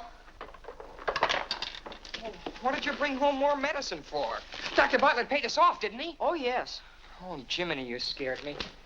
I've got to take $15 right down to McCreary's. I bought a suit there this morning, and I said I'd have the money this afternoon. Gee, that's too bad. What's too bad? Well, you see, Clarence... What? Dr. Bartlett paid us off in medicine. Oh, Gad! Well, he thanked us, too, for our services to mankind. But my suit, I've got to have it tomorrow. And besides, they're making the alterations. I've got to have $15. Maybe you could offer them 15 bottles of medicine. Oh, they wouldn't take it. McCreary's don't sell medicine. Father! Vinny, I'm home. Good afternoon, sir. How's your mother, Clarence? Oh, the ride this morning did her a lot of good. She'll be well enough to go to church with us next Sunday. Ah, fine. But, Father, Have you noticed I haven't been kneeling down in church lately? Don't let your mother catch you at it. Then I have to have a new suit of clothes right away. That doesn't make sense. I can't do anything in your clothes that you wouldn't do. Well, if my old clothes make you behave yourself, I don't think you ought to wear anything else. Oh, no, you're you and I'm me. I want to be myself. I mean, suppose I should want to kneel down in front of a girl. Why, in heaven's name, should you want to do a thing like that? Well, I've got to propose to a girl sometime. Clarence. Well, not right away, but for $15 I can get a good suit of clothes. Clarence, you're beginning to talk as crazy as you... Hello, Vinny. You're feeling better today, huh? Much better, thank you, Claire. You don't have to hurry home from the office every day like this. With business the way it is, there's no use going to the office at all. Yes, you do look better, Vinny. What did you do today? Well, I got a carriage and took the boys for a ride, and we stopped in at McCreary's. And, oh, Claire, I've the most wonderful news for you. Who do you think I met? Mr. Morley. Morley? Never heard of him. Remember that nice young minister who substituted for Dr. Lloyd one Sunday? Oh, yes. Bright young fellow. Preached a good, sensible sermon. Short one, too. Ought to be more ministers like him. Well, Claire, his parish is in Audubon Park. You know, way up above Harlem. Nobody knows you up there. You'll be perfectly safe. Safe? Vinny, what the devil are you talking about? I've gone all over everything with Mr. Morley, and he's agreed to baptize you. Oh, he has. The young whippersnapper. Very nice of him. We can go up there any morning. We don't even have to make an appointment. Who said I was going to be baptized at all? Why, Claire, you did. Now, Vinny. You gave me your promise, your sacred promise. You said I'll be baptized. I promise I'll be baptized. Well, what if I did? Claire, aren't you a man of your word? Vinny, we all thought you were dying. So naturally I said that to cheer you up. As a matter of fact, the doctor told me that's what cured you. Well, it seems to me pretty ungrateful of you to press this matter any further. My being well has nothing to do with it. You gave me your word. You gave the Lord your word. And you're going to march yourself up to Mr. Morley's church some morning before you go to the office and be christened. If you think for 1 minute... What in the name of heaven is that? If you think I'm going to let you add the sin of breaking your solemn and sacred promise... I demand to know what that repulsive object is. It's perfectly plain what it is. It's a pug dog. What is it doing in this house? I wanted it and I bought it. You spent good money for that? Claire, don't try to change the subject. How much did you pay for that atrocity? I didn't pay anything for it. I charged it. Charged it? I might have known. How much was it? $15. $15? Claire, For that eyesore? Don't you call this lovely work of art an eyesore? It will look beautiful sitting on a red cushion by the fireplace in the living room. If that sits in the living room, I won't. Furthermore, I don't even want it in the same house with me. Get it out of here. Claire, you're not going to get out of this room until you set a date for your baptism. I'll tell you one thing. I'll never be baptized as long as that hideous monstrosity is in this house. All right. All right. Clarence. That pug dog goes back this afternoon, and he's christened first thing in the morning. You heard him, didn't you, Clarence? You heard him say that he'd be baptized as soon as I got this pug dog out of the house. You hurry right back to McCreary's with it, and be sure they credit us with $15. Oh, Mother, while we were at McCreary's, I happened to see a suit I'd like very much, and the suit was only $15. Well, Clarence, I'm afraid your suit will have to wait until after I get your father christened. Well, no, I meant that since the suit cost just the same as the pug dog, if I exchanged the pug dog for the suit... Why, yes. Then the suit wouldn't cost your father anything. Why, how bright of you, Clarence, to think of that. I'd better start right away before McCreary's closes. Yes. Now, let's see. If we're going to take your father all the way to Audubon Park... Clarence, on your way back, you stop at the livery stable and tell them to have a cab here at 8 o'clock tomorrow morning. Mother, a cab? Do you think you ought to? We can't walk all the way to Audubon Park. But you know what a cab does to Father. This is a very important occasion. All right. Get one of their best cabs, the kind they use at funerals.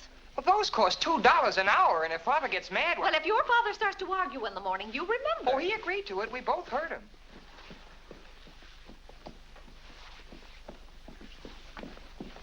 I hope you notice Clarence is returning the pug dog.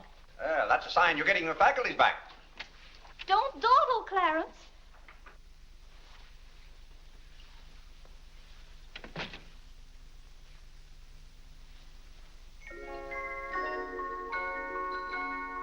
Come to me, sweet Marie, not because your face is fair, dear to Vinny, it's good to hear you singing again. But your smile so pure and sweet makes my happiness complete. Makes me falter at your feet, sweet Marie. Oh, on the way uptown, I stopped in at Tiffany's and bought you a little something. Thought you might like it. Claire, what a beautiful ring. I'm glad if it pleases you. Oh, Claire, how sweet of you. I don't know how to thank you. Well, it's thanks enough for me just to have you up and around again. You know, when you're ill, Vinny, this house is like a tomb. There's no excitement. That's the loveliest ring you ever bought me. Now that I have this, you needn't buy me any more rings. Well, if you don't want any more. What I'd really like now is a nice diamond necklace. Vinny, do you know how much a diamond necklace costs? Yes, I know, Claire, but don't you see, you're giving me this shows I mean a little something to you. Now, a diamond necklace. Good heaven. If you don't know by this time how I feel about you. Well, we've been married for 20 years, and I've loved you every minute of it. What did you say, Claire? I said we've been married for 20 years, and I've loved you every minute of it. But if I have to buy out jewelry stores to prove it, if I haven't shown it to you in my words and actions, I might as well... Well, what have I done now? It's all right, Claire. I'm just so happy. Happy? You said you loved me. And this beautiful ring, that's something else I didn't expect. Oh, Claire, I love surprises. Well, that's another thing I've never understood about you, Vinny. Now, I like to know what to expect. Then I'm prepared to meet it. Yes, I know, Claire, but life would be pretty dull if we always knew what was coming. Well, it's certainly not dull around here. In this house, you never know what's going to hit you tomorrow.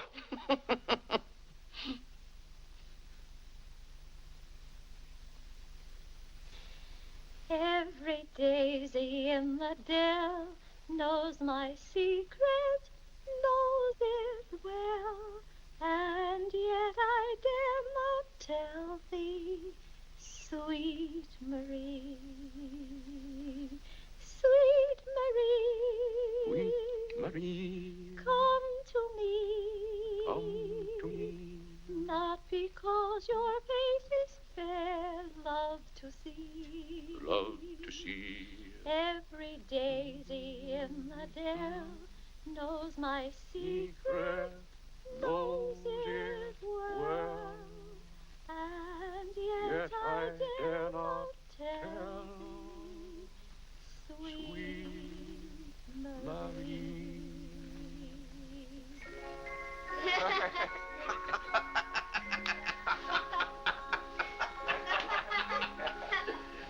Well, then, Harlan, the very... Who are you? What's your name? Margaret, sir. Well, can't be Margaret. We've got one Margaret in the house. At home, they call me Maggie, sir. All right, Maggie. If her name's Margaret, that's a good sign. Maybe she'll stay a while. Do you know, boys, your mother used to be just the same about cooks as she is about maids. Never could keep them, for some reason. Well, one day about 14 years ago. Yes, it was right after you were born, John. My, you were a homely baby. Thank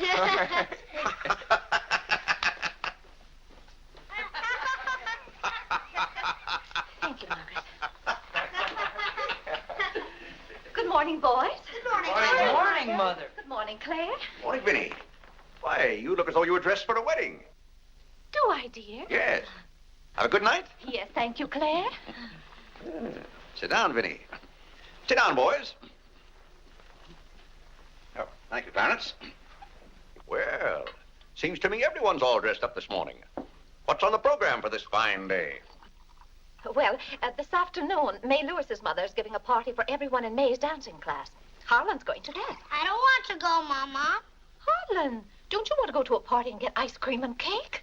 May Lewis always tries to kiss me.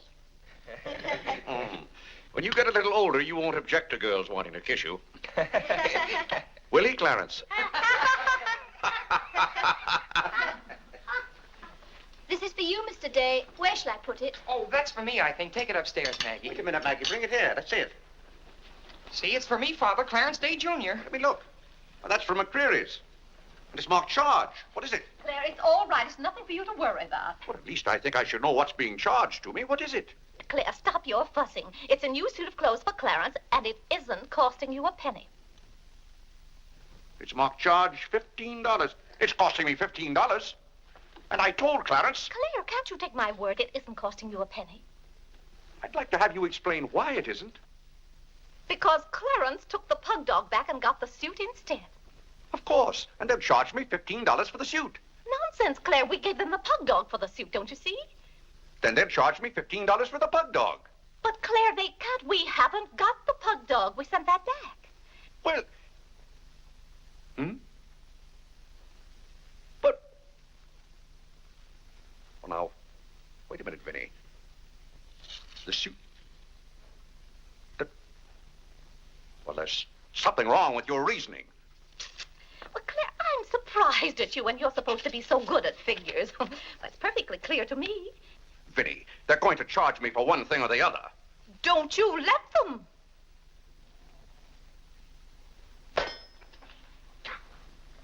Well, McCreary's aren't giving away suits and they aren't giving away pug dogs. Why, it should be clear to a child that if Clarence sent the pug dog back, they'd... Well... I will not have that botanical freak in this room. John, have you been going around this town selling medicine? Yes, Mother. Dog medicine? No, Mother, not dog medicine. This letter from Mrs. Sprague says you sold her a bottle of this medicine and that her little boy gave some of it to their dog and it killed him. Now she wants $10 from us for a new dog. Here, let me see that letter. Well, he shouldn't have given it to a dog. It's for humans. Why, it's Bartlett's beneficent balm made from a secret formula. Have you been going around among our friends and neighbors selling some patent nostrum? But it's good medicine, Father. I can prove that by Mother. Vinny, what do you know about this? Well, nothing, Claire. But I'm sure John didn't... No, I mean that day Mother was... That's enough. You're going to every house where you sold a bottle of that concoction and buy it all back. But it's $1 a bottle. I don't care how much it is. Here, I'll give you the money now. How many bottles did you sell? 128. 128? Claire, I always told you John would make a good businessman. Young man, you'll have to come down to my office with me. I'll give you the money to buy back that medicine. $128. And $10 more for Mrs. Sprague's dog. That's $138. Thank you, Vinny. But it's all coming out of your allowance. That means that you'll not get another penny until the whole $138 is paid up. I'll be 21 years old. Oh, Gad! What's the matter, Claire? What's wrong?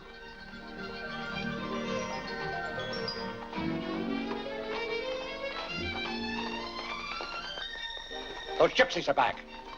Don't anyone answer the door. They're moving in on us again, bag and baggage.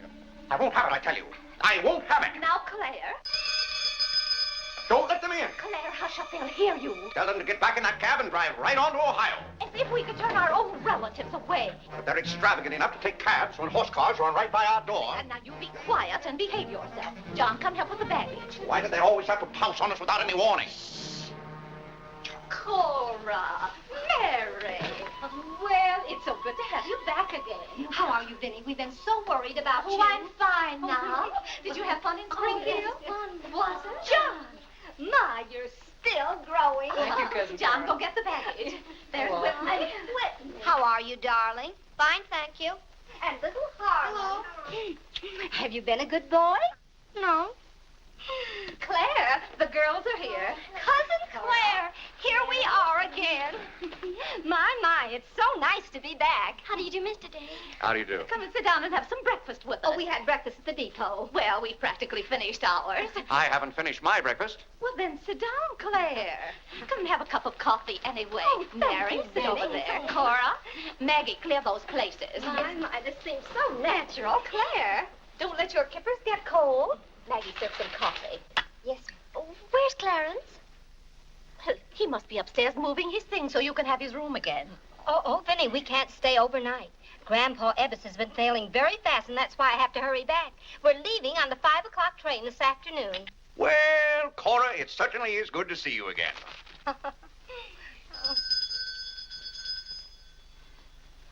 Well, who can that be? Well, this time it can't be another special delivery letter for Clarence. While you were in Springfield, our postman was kept pretty busy. It's the cab, ma'am. Cab? What cab? The cab that's to take us to Audubon Park. Oh? Who's going to Audubon Park? We all are. Cora, the most wonderful thing has happened. Claire is going to be baptized this morning. Vinny, what are you saying? I'm saying you're going to be baptized this morning. I am not going to be baptized this morning or any other morning. You promised yesterday that as soon as I sent that pug dog back, you'd be baptized. I never said anything remotely like that. Clarence was right there and heard you. That's why I ordered the cab. The cab. Vinny, you send that right back. I'll do nothing of the kind. I'm going to see that you go to heaven. I can't go to heaven in a cab. Well, you can start in a cab. I'm not sure they'll ever let you into heaven, but I know they won't unless you're baptized. They can't keep me out of heaven on a technicality. Claire, stop quibbling. You may as well face it. You've got to make your peace with God. Until you stirred him up, I had no trouble with God. Harlan, Whitney, come get your Sunday hats. Clarence, John. Yes, Mother? Hurry, we're ready to go. Oh, my prayer book. Harlan, come let me fix your tie. Vinny, are you mad? Was it your plan that my own children should witness this indignity? Why, Claire, they'll be proud of you. I suppose Harlan is to be my godfather. Vinny, I won't go through with this thing. That's final. Claire, dear, if you feel that way about it... I do. Then we won't take the children with us. I'm not talking about the children. I'm ready, Mother. Oh, John. Vinny, I haven't time for anything like that this morning. I've got to take John down to my office with me and give him the money to buy back that dog medicine. But it wasn't dog medicine, sir. Young man, we're starting downtown this minute. You'll do no such thing. You gave me your sacred promise that day I almost died. Yes, and she would have died if we hadn't given her some of that medicine. That proves it's good medicine. You gave your mother some of that dog medicine?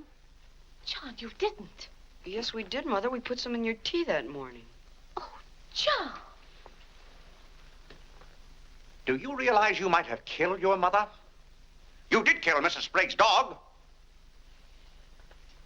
John, I'll have to give considerable thought as to how you're to be punished for this. But Claire... No, Vinny. When I think of that day, why, we might have lost you. You're all right now, thank heaven. But what I went through that afternoon, the way I felt, I'll never forget it. You've forgotten it already. What do you mean? That was the day you gave me your sacred promise. Yes, but I wouldn't have given you my promise if I hadn't thought you were dying. And you wouldn't have almost died if John hadn't given you that dog medicine. Don't you see? Well, the whole thing is illegal. Suppose I had died. It wouldn't make any difference to you. You don't care whether we meet in heaven or not. You don't care whether you ever see me and the children again. Now, Vinny, you're not being fair to me. It's all right, Claire. If you don't love us enough, there's nothing we can do about it. But that has nothing to do with it. I love my family as much as any man. All my life, I've struggled and worked just to... Oh, Gad, there's that cab. Vinny, you're not well enough to go all the way to Audubon. Oh, I'm well enough if we ride. But that trip would take all morning. And those cabs cost $1 an hour. This is one of their best cabs. This costs $2 an hour. Well, then why aren't you ready? Get your hat on. Oh, tarnation! Hallelujah! Amen! Young lady, if it hadn't been for you, no one would have known whether I was baptized or not.